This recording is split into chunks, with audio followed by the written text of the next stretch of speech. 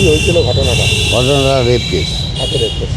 ওই পাগলিটাকে তারপর তখন মানে পাবলিকে হাল্লা তোলা শুনে যায়। আমরা যাওয়ার পরে দেখি পাগলিতে শুয়ে আছে, বসে আছে, কান্নাকাটি করতেছে, বলছে আমাকে ও এই ধরনের কাজ করছে। তখন ও পালায়, তখন পালাতে যেয়ে ওকে আবার অনেক কটা ছেলে দিয়ে ধরে নিয়েছে।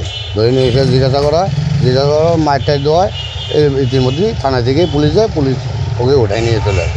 ওনার নাম নিচাই রায়। কি পরিচয় কি ওনার? ও এইখানে মানে জেলার একটা যে কোনো পদে আছে, কোন জেলা? মানে জলপাইগুড়ি জেলার মানে বিজেপির কোনো একটা পদে আছে। জানা গিয়েছে জলপাইগুড়ি শহর সংলগ্ন বিবেকানন্দ পল্লী এলাকায় অবস্থিত বিজেপি পার্টি অফিসে ঘটনাটি ঘটেছে। স্থানীয়দের দাবি দলীয় কার্যালয়ের ভেতরেই ওই মহিলাকে শারীরিক নির্যাতন করা হয়। অভিযুক্ত ব্যক্তিকে পুলিশ এদিনই আদালতে পেশ করে।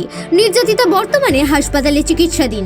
পুলিশ ঘটনার পূর্ণাঙ্গ তদন্ত শুরু করেছে। ঘটনা হলো পার্টি অফিস আমাদের ওইখানে আছে বিবেকানন্দ পল্লীতে। ওইখানকার সভাপতি বলছে যে পার্টি অফিস পাহারার জন্য যে কেউ থাকতেই পারে বা রাখতেই পারে, সেই হিসাবে ওইখানে ছিল অফিসে।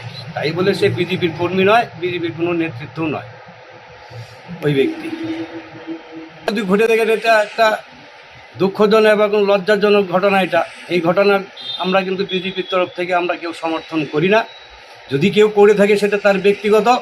বিজেপির কর্মী হিসাবে কিন্তু এই ঘটনা কেউ করেনি।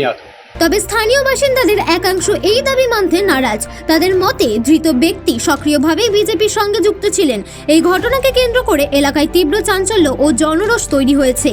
দোষীর কঠোর শাস্তির দাবিতে সরব হয়েছেন স্থানীয়রা। জলপাইগুড়ি থেকে তপন রায়ের রিপোর্ট, নিউজ ইন্ডিয়া।